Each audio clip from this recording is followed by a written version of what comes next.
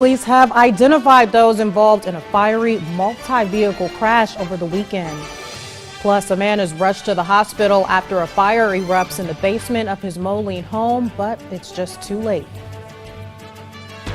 WHBF is local for you. This is Local 4 News this morning.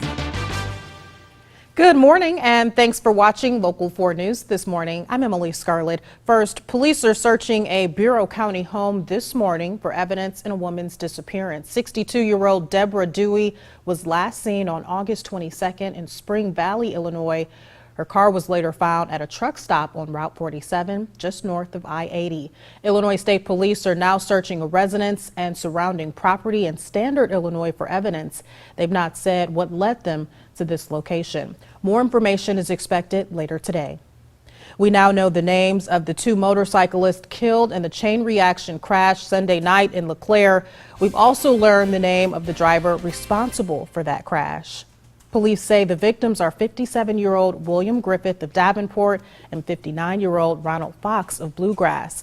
A viewer sent Local 4 News these pictures just moments after the crash happened. The Scott County Sheriff's Department says 52-year-old Daryl Wilson of Silvis was driving east in a Ford Explorer when he crossed the center line. His truck hit one motorcycle head on and then two others. The SUV and one of the motorcycles caught fire. A third motorcyclist was treated and released at the scene. Wilson was taken to a local hospital. The sheriff's office says charges are pending.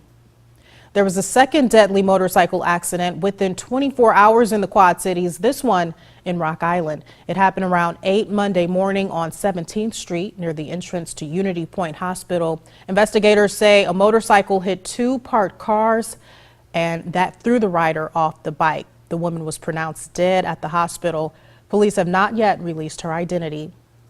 A Rock Island man faces hit-and-run charges after a deadly accident Sunday in Davenport. Police say 37-year-old Randall Brockseek surrendered to police about 15 hours after that crash. Officers say 28-year-old Donovan Salmon was walking near the intersection of 3rd and Cedar Streets in Davenport when Brockseek's SUV hit him. Salmon died at the hospital. Investigators say Brockseek told them he stopped and got out of his car after hitting Salmon, but took off without calling 911. He's charged with leaving the scene of an accident involving a death. A Moline man rushed to the hospital after fire took over his home on Monday has died. That happened just before 3:30 on 44th Street near the High V on Avenue of the Cities. Firefighters say it looks like the fire started in the basement and created heavy smoke damage to the rest of the house. Investigators say crews located a man in the basement and quickly moved him to a hospital where he later died. We had Moline Fire, Line I Ambulance, East Moline Fire Department, and then Rock Island Arsenal Fire Department. We don't know if they have a cause or origin, but it was confined to the basement. We have an investigator on scene and they're conducting the investigation. Fire officials are withholding the victim's name until they can contact his family. Davenport's fire chief says the fire that destroyed an apartment building Friday morning started by accident. The fire near Locust Street left 20 people without a place to live. It started early in the morning while most people were still sleeping. Investigators say they still don't know exactly what sparked this fire. We want to warn you about some road work that could slow down your drive this week. You'll want to keep an eye out if you're driving on 41st Street in Moline. Right now, drivers are using the southbound lanes. That traffic will be moved to the northbound side tomorrow. The road will continue to be restricted to one lane in each direction as work continues. There are also new turning lanes to be aware of for drivers coming from John Deere Road. Crossing the river will take a little more planning. Crews will close the Government Bridge for 24 hours. That starts Wednesday at 5 a.m. and runs through Thursday morning at 5. They'll be working on the railroad over the Government Bridge. The crossing will be closed to cars, bikes, river traffic, and trains. And in case you forget, they will have signs and barricades in place. Hillary Clinton remains off the campaign trail this morning fighting pneumonia. The Democratic presidential nominee faces questions about transparency, while Republican Donald Trump lashes out over Clinton's criticism of his supporters. Hannah Daniels has the latest from New York.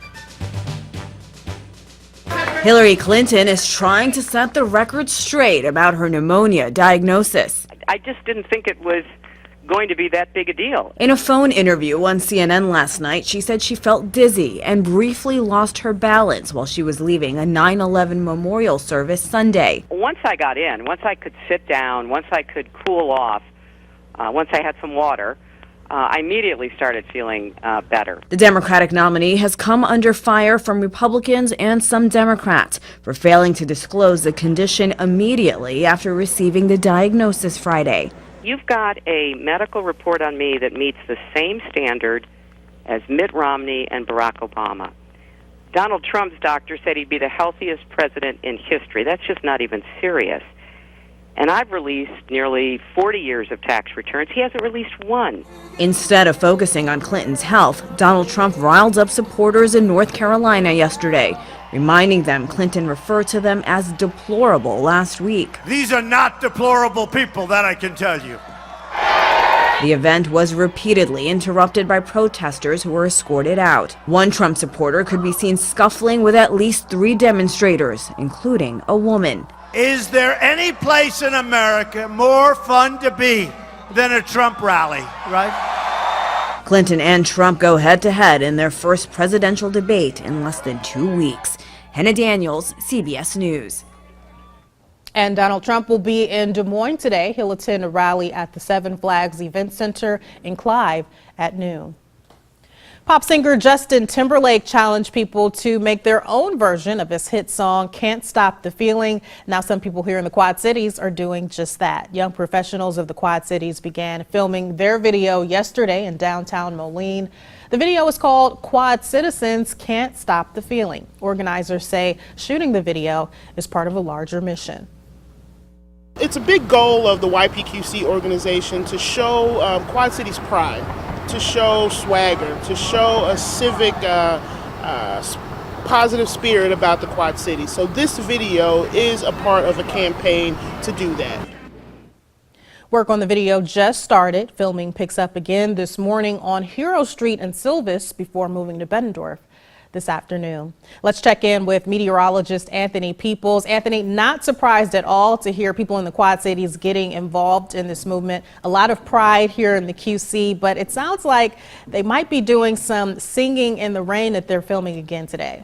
Yeah, that is definitely true, especially, Emily, as the day goes on. All right, so how are we looking as we start out so far this morning, Anthony? Well, so far this morning, most of the rain has been confined north and west of the Quad Cities. We've talked about the rain across Joe Davies, Dubuque, and Jackson counties, but notice that this line now extends back to a larger area of rain, now getting ready to push into Johnson County and Washington counties. Here's our pinpoint Doppler radar, and where you see the yellows and the reds all the way back to central Iowa, the darker greens, that's moderate to heavy rain falling. And as we zoom in here, we'll show you we have heavy rain right along northern Joe Davies County bordering Wisconsin. This extends back through Dubuque County. Just to the north of Jackson County, we do see a few showers across western Jackson County, but look at the heavy rain extending all the way back to Waterloo, Cedar Rapids into central Iowa for this morning.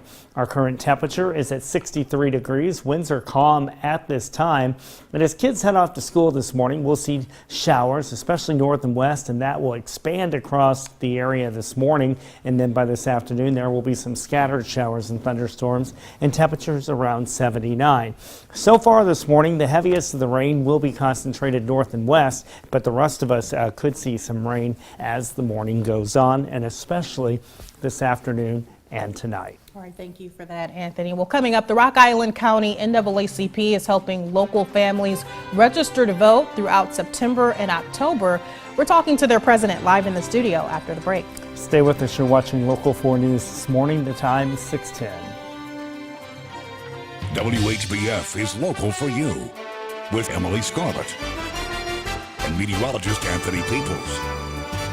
This is Local 4 News this morning in high definition.